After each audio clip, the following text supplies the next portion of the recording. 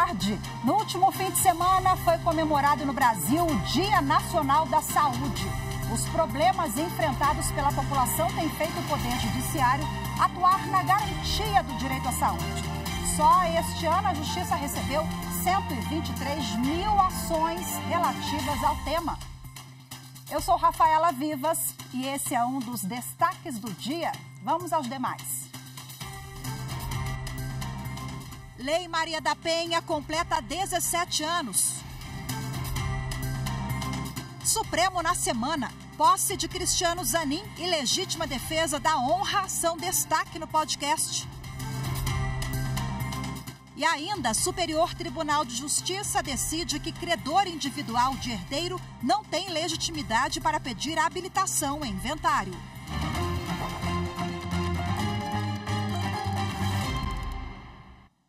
Hoje, a Lei Maria da Penha completa 17 anos. Apesar de ter trazido avanços na proteção à mulher, o Brasil é um dos países do mundo com mais registros de violência doméstica e feminicídios. A reportagem é de Carolina Chaves. Na maioria das vezes, a violência começa de uma forma velada. Uma rejeição, controle financeiro, uma palavra mais ríspida, progride para xingamentos e agressões físicas até o feminicídio. Para combater a violência doméstica e familiar, em 2006 foi sancionada a Lei Maria da Penha para criar mecanismos de proteção à mulher. A Lei Maria da Penha diz que toda mulher, independentemente de classe, raça, etnia, orientação sexual, renda, cultura, nível educacional, idade e religião, goza dos direitos fundamentais inerentes à pessoa humana, sendo-lhe asseguradas as oportunidades e facilidades para viver sem violência, preservar sua saúde física e mental e seu aperfeiçoamento moral, intelectual e social. A lei leva o nome da farmacêutica Maria da Penha, que sofreu tentativa de feminicídio em 1983 e ficou paraplégica. Até 1998, o agressor de Maria da Penha continuava em liberdade. O caso ganhou repercussão internacional e foi denunciado à Organização dos Estados Americanos. A OEA responsabilizou o Estado brasileiro por negligência, omissão e tolerância em relação à violência doméstica praticada contra as mulheres e recomendou que o Brasil desse seguimento à devida punição do agressor. O ex-companheiro de Maria da Penha só foi preso 19 anos depois do crime.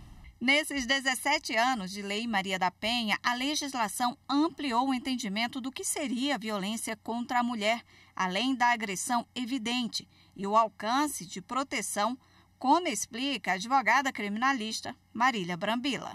Nós crescemos e ampliamos a rede de apoio. Hoje nós já estamos pensando na proteção dessas crianças vítimas de violência e junto com as alterações da Lei Maria da Penha, nós tivemos aí várias outras leis que visam a proteção não só da mulher, mas, por exemplo, das crianças em situação de violência doméstica e familiar. É um avanço, nós estamos aí criando, construindo uma nova perspectiva de prevenção e de fato, punição para os agressores de mulheres. Em 2022, foram 673 ocorrências de violência doméstica por dia, um total de 245.713 por ano, 2,9% a mais que em 2021. Os casos de feminicídios também registraram um aumento de 6,1%. Em 2021, foram 1.341 casos e 2022, 1.437. 7 em cada 10 mortes ocorreram dentro de casa. Segundo a advogada criminalista Marília Brambila, o aumento das ocorrências se deve à cultura patriarcal da sociedade e à identificação dos diversos tipos de violência. Nós temos aí políticas públicas voltadas à prevenção que ainda não são suficientes. Nós temos que mudar essa estrutura do patriarcado, fazer com que as pessoas compreendam que cada um tem a sua própria vida e não são donos dessas mulheres. E hoje a Polícia Civil do Rio de Janeiro realiza o Dia D da Operação Maria da Penha, que teve início na última terça-feira, dia 1º. 14 delegacias de atendimento à mulher do Rio participam da ação.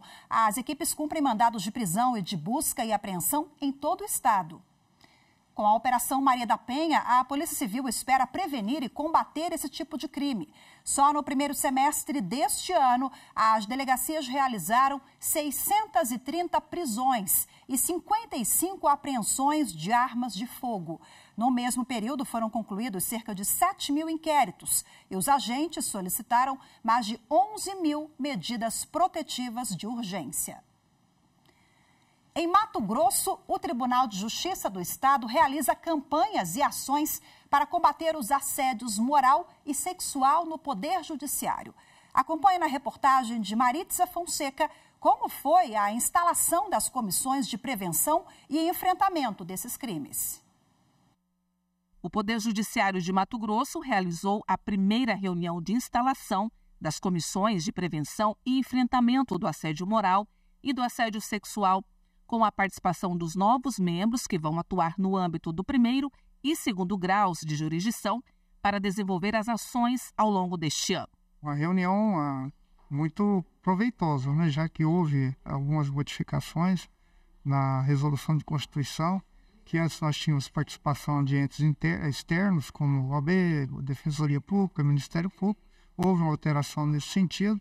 Hoje foi feita a apresentação dessa alteração aos demais integrantes do grupo e a reunião foi muito produtiva com relação ao fluxo que nós teremos agora que fazer a construção com algumas alterações que foram feitas. Criada para fomentar a conscientização sobre o tema, tanto em Cuiabá como nas comarcas do interior do estado, a comissão conta com um fluxo de atendimento e a chegada das práticas da justiça restaurativa marca uma nova fase de tratamento dos casos identificados. É de suma importância os círculos da construção da paz nesse assunto tão sensível que é assédio moral, assédio sexual e discriminação no âmbito do nosso poder. Para a desembargadora Mariroti Diskinaipe, vice-presidente do Tribunal de Justiça e também presidente da comissão no segundo grau de jurisdição, com a campanha permanente do Judiciário Mato-Grossense, o grupo também tem o papel de atuar na prevenção. Os membros estão motivados e nós achamos que o enfrentamento, essa campanha permanente de enfrentamento ao assédio no Poder Judiciário é fundamental para a saúde, para a rigidez mental dos nossos servidores e a saúde do Poder Judiciário. A terceira turma do Superior Tribunal de Justiça decidiu que credor individual de herdeiro não tem legitimidade para pedir habilitação em inventário. Marina Campos tem os detalhes. O colegiado negou o pedido de habilitação de crédito, no qual o credor alegou que uma das herdeiras, por meio de instrumento particular, cedeu a ele 20% do total de seu quinhão hereditário. O pedido foi apresentado com base no Código de Processo Civil de 1973. Em primeiro grau, o juiz extinguiu o pedido de habilitação por ilegitimidade ativa, decisão mantida pelo Tribunal de Justiça Estadual. Para o TJ, o pleito tinha por objeto dívida contraída pela herdeira e não pelo espólio, condição que não preenchia as disposições do Código de Processo Civil de 1973. Por meio de recurso especial, o credor alegou que, a partir do instrumento particular de cessão de crédito, ele foi subrogado no direito da herdeira cedente, equiparando-se à condição de herdeiro do falecido. Segundo o relator, ministro Ricardo Vilas Boas Cueva, o Código de Processo Civil, ao prever procedimento próprio para os credores do espólio, buscou exclusivamente a quitação das dívidas do falecido, não dos herdeiros. Desse modo, a terceira turma entendeu que o credor individual de herdeiro inadimplente não possui legitimidade para solicitar a habilitação de seu crédito em inventário, tendo em vista que o CPC autoriza apenas que os credores exclusivos do espólio e não de herdeiros específicos busquem a habilitação do crédito. A seguir, vamos falar sobre a atuação do Poder Judiciário para garantir o direito à saúde da população e um fenômeno, a judicialização da saúde. Os detalhes você confere em instantes, voltamos já.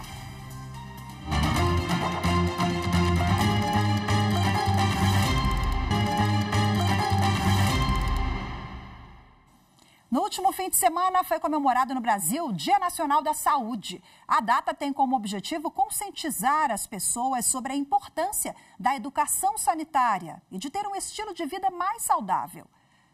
Porém, um dia como esse traz também a reflexão sobre como a população ainda depende do Poder Judiciário para conseguir ter acesso a medicações e tratamentos. Acompanhe os detalhes na reportagem de Carolina Chaves. O Dia Nacional da Saúde foi instituído no Brasil por uma lei de 1967. A data foi criada para incentivar ações de prevenção de doenças e também para fomentar a cultura de que pequenas mudanças no dia a dia podem fazer a diferença para um futuro mais saudável.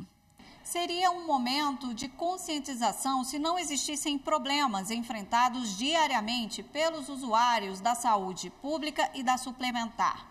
Tratamentos interrompidos, falta de medicamentos e grandes filas para a realização de exames que obrigam o cidadão a recorrer ao Poder Judiciário em busca de uma solução.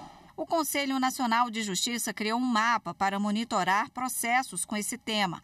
O gráfico é atualizado pelo CNJ em tempo real. Só este ano foram recebidas 123 mil ações judiciais, 78 mil sobre o Sistema Único de Saúde e 45 mil sobre a saúde suplementar. A maior parte dos pedidos são contra planos de saúde, por tratamento médico hospitalar e por fornecimento de medicamentos. Segundo o ex-conselheiro do CNJ e integrante do Comitê Nacional de Saúde, Arnaldo Rossepian, o Poder Judiciário tem adotado uma política de mediação e conciliação para evitar os casos de judicialização desse tema. No entanto, isso não tem sido suficiente para diminuir o número de processos na Justiça, principalmente ações que pedem acesso a novos remédios que ainda não estão na lista padronizada da Agência Nacional de Saúde, a ANS. Nós estamos falando na busca daquilo que não está na política pública, portanto, vai furar aquilo, vai extrapolar aquilo que o Ministério da Saúde oferece à população brasileira. Bom, e agora para repercutir o assunto, eu recebo aqui nos estúdios da TV Justiça a advogada Kênia Amaral, que é especialista em saneamento e saúde. Seja muito bem-vinda, boa tarde para a senhora. Eu que agradeço. Bom, a gente apresentou na reportagem, realmente esse tema é muito complexo, né? Envolve várias esferas do Poder Executivo, não é só do Legislativo, mas chegamos até aqui. Quais as causas, na avaliação da senhora, da judicialização nesse boom que enfrentamos em 2023? É bastante complexo, não tem uma causa e efeito específica. Na verdade, são várias causas e vários efeitos. E é uma judicialização bem mista, o que dificulta dizer qual é a causa e qual o efeito. Mista, a senhora fala que atinge o rico, o pobre, planos de saúde que são bastante acionados por consumidores e o SUS também? Sim, planos de saúde, como a reportagem falou, a ANS regula quais os medicamentos vão ser oferecidos pelos planos. E no SUS, quem faz esse papel é a Comissão Nacional de Incorporação de Tecnologias, a CONITEC. E sempre na judicialização tem muitos medicamentos e procedimentos que nem passaram ainda por essa avaliação, nem na ANS e nem na CONITEC.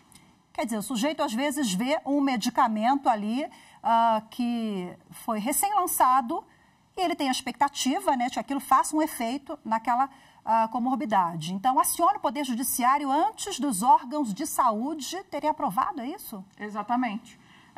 É muito comum na judicialização brasileira que antes do medicamento ter registro na Anvisa, às vezes ele tem um registro fast track, que se chama na FDA, e acaba obtendo aqui um registro precário. Às vezes ele não tem nem o registro precário e já está havendo judicialização por aquele medicamento. O senso comum, doutora, avalia que quando há uma procura assim, muito grande ao Poder Judiciário, a gente entende que o cidadão está conectado com os seus direitos, ele confia na justiça, né? Ou está ali numa situação de desespero, não tem outra saída. A gente pode atribuir a isso ou tem outros elementos por trás também da judicialização? É por isso que eu disse no início que é bastante complexo, porque nós temos aqui no país judicialização de fraldas geriátricas que custa R$1 a tira, e temos judicialização de medicamentos que custam 15 milhões, 20 milhões, e ainda não tem um registro pela nossa agência, pela Anvisa. Uhum. Então, como a senhora abordou há pouco, né, envolve aí, nós temos vários públicos. A DPU, a Defensoria Pública da União, e outras defensorias também no âmbito de seus estados, ela realiza um trabalho muito bacana, mas infelizmente não dá conta da demanda, né? Eu queria que a senhora falasse um pouquinho da atuação da DPU. A atuação da Defensoria Pública da União com as pessoas de baixa renda, ela é bastante importante, que às vezes é o único canal que aquela pessoa encontra. E as associações de pacientes também fazem uma frente. Tem muitas associações que têm o seu próprio jurídico, que acabam também influenciando nessa judicialização. Mas a judicialização, a gente sabe que o Poder Judiciário é sempre bem sensível a essas causas, né? Via de regra, concede ali o tratamento ou o medicamento, mesmo medicamentos milionários. Nós temos inúmeras decisões do Supremo Tribunal Federal e de outras instâncias também, mas a judicialização a gente sabe que não é o caminho e acaba aí atrapalhando políticas públicas. Na prática, é isso, doutora? Exatamente. Quando é fixada uma política pública, é separado um orçamento para aquela política pública. Os medicamentos são encaixados, existe um protocolo para tal doença, o medicamento que vai tratar é esse aqui. Quando judicializa, por exemplo, por um uso off-label, que é um uso que não está na bula, mas que os médicos costumam, por medicina baseada em evidência, começam a prescrever esse medicamento para uma outra doença, também, às vezes, o medicamento já está até incorporado no SUS, mas para outra doença, e a pessoa entra pela via judicial para começar a receber aquele medicamento. Isso impacta muito na alocação de recursos. Nossos recursos são finitos, né? E essa alocação de recursos escassos é muito complexa. E a judicialização faz com que esses protocolos sejam burlados. Então, se eu separei X reais para o programa de diabetes, por exemplo, e eu tenho uma judicialização por um novo tipo de insulina mais moderno, aquele X reais eu já não conto mais com ele, porque eu vou tirar daquele programa para a judicialização. Então, acho que o trabalho também de conscientização com as pessoas, de informação, conscientização, para a gente finalizar aqui a entrevista, a senhora vislumbra aí qual o caminho ou qual a linha que a gente precisa seguir para poder minimizar aí os impactos da judicialização? Bom, é um assunto bastante sensível e que deve, sim, ser compartilhado com a sociedade civil, Estado, Poder Executivo, inclusive Poder Judiciário também, que pela judicialização acaba participando do processo. Deve ser compartilhado e é um assunto muito sensível, porque a Constituição garante saúde para brasileiros e estrangeiros que residem aqui, inclusive, e nós não podemos colocar um freio nisso para não gerar injustiça. Mas é fato que nós precisamos de uma saída que coloque um ponto nessa linha tênue, né, entre a justiça e a iniquidade. Maravilha, doutora, muito obrigada, viu, pela sua participação, pelas reflexões e orientações todas aqui conosco. Boa tarde para a senhora, até a próxima. Eu que agradeço. Até a próxima. A seguir, posse de Cristiano Zanin e a legítima defesa da honra são destaque no podcast Supremo na Semana. As informações em instantes, voltamos já.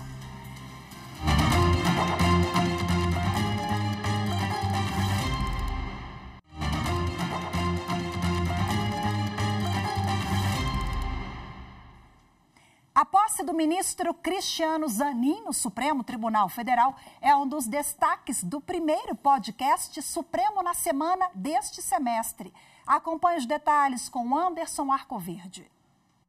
O episódio foi lançado no último sábado e destaca os processos que o ministro Zanin já assume como novo integrante da Suprema Corte do país. O podcast também fala sobre a conclusão do julgamento, que vedou o uso da tese de legítima defesa da honra em crimes de violência contra a mulher. A consultora jurídica da Rádio e TV Justiça, Gisele Reis, explica que a tese banida pelos ministros do STF é uma tentativa de inverter a responsabilização por um crime.